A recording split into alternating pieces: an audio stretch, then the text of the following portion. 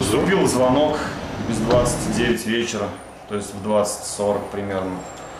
То, что девушка поднялась домой, увидела в общем коридоре возле лифта кровь. Проследовали до квартиры, там была приоткрыта дверь, и слышно было то, что там ругаются.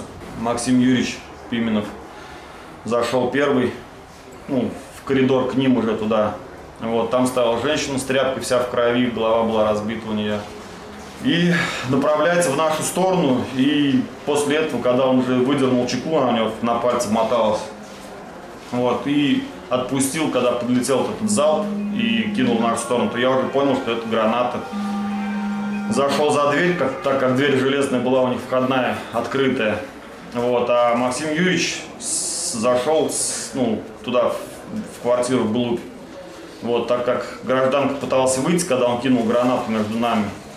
Вот, он ее схватил, затащил к ним в коридор. Я спрятался за дверью. Вот услышал щелчок, и после этого через 2-3 секунды произошел взрыв. Мы его скрутили, то есть взломали ему руки за спину, одели наручники. Вот, и данного мужчину доставили в отдел полиции номер 5 дежурную часть. Граната, получается, пролетела, ты видел только, что у него в руках она, вот, и он ее швырнул, вот, а гражданка, она, то есть, услышав звук, на него пошла почему-то, вот. А он, гражданин, вот, который кинул гранату, он скрылся, получается, на кухне.